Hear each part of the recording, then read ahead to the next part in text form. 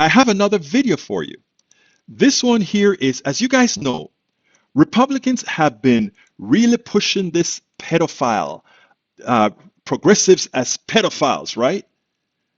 And they want you to believe that somehow Democrats are deviants. They do all these crazy things and they're child molesters, and they try to even make a reputable Supreme Court judge look as if she was anything other than the best. She is going to be likely the first or second most qualified judge in that court when she sits there.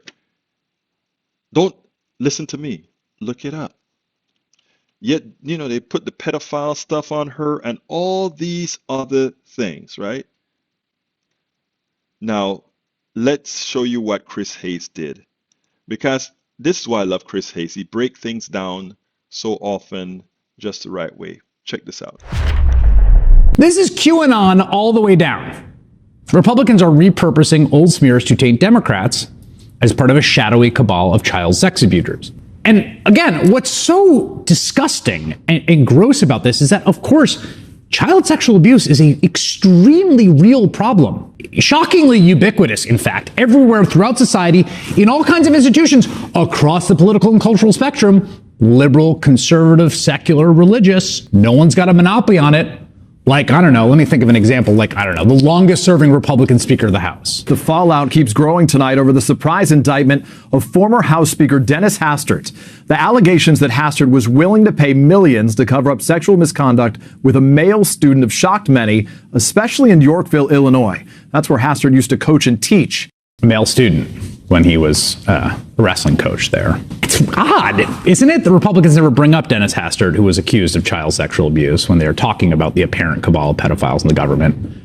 Or former Republican Congressman Mark Foley, who of course resigned in disgrace after he was caught sending sexually explicit messages to teenage boys who worked as congressional pages. Or failed Republican Senate candidate from Alabama, Judge Roy Moore, who leading Republicans, including Trump, defended after he was accused of pursuing sexual relationships with teenage girls while he was in his 30s, including one girl he pursued while she was 14 years old and he was 32, after they met at the courthouse where her mother was appearing for a child custody hearing. Think about that. Now, he denies this, but I leave the word for that kind of behavior, again, if it happened, maybe you believe Roy Moore, is grooming. Right-wing media closed ranks around Moore. The Federalist even ran an op-ed defending his conduct as alleged, writing, quote, "To have a large family, the wife must start having kids when she is young. The husband needs to be well established and able to support the family, in which case he will typically need to marry when older." Again, a 14-year-old at her mom's child custody hearing getting hit on, allegedly, by a 32-year-old prosecutor outside the court. Donald Trump even endorsed Moore's run after the allegation surfaced that that's what he was doing.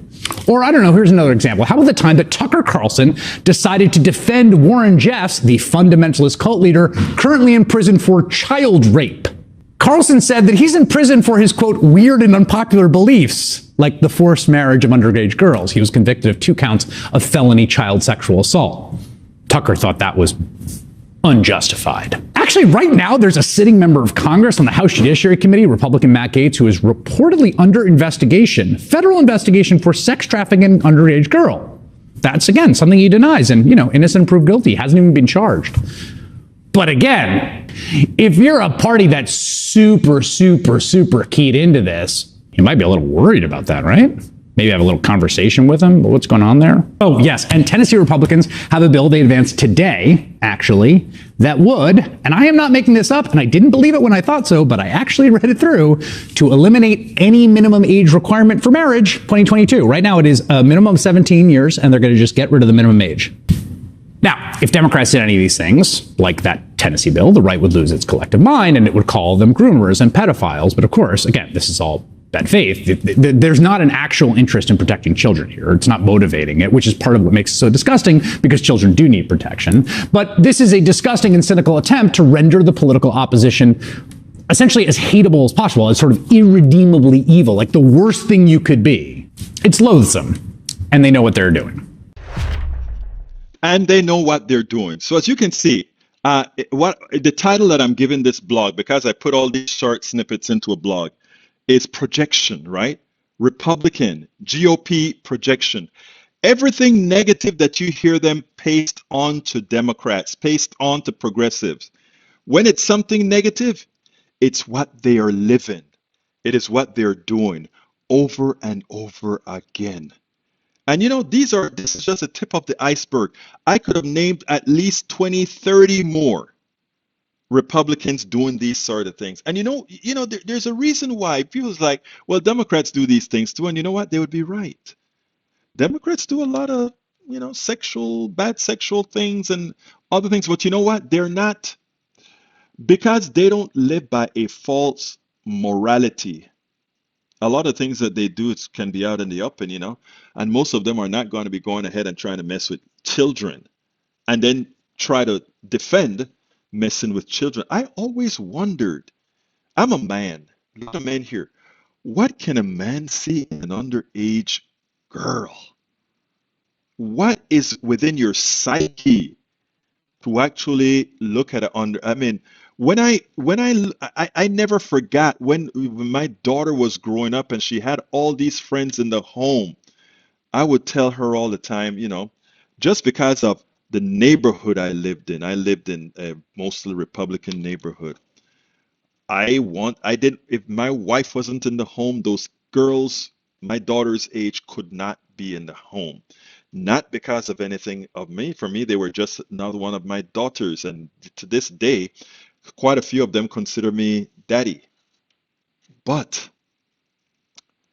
um, I've seen this in these neighborhoods where, and the reason I know it's in the neighborhoods, when I would go ride in the cycle with these guys, and they'll make certain comments, and I would be like, my God, that's a baby. Do you really find that uh, attractive, or somebody that you want to take care of? It blows my mind. I'm sorry. It just blows my mind.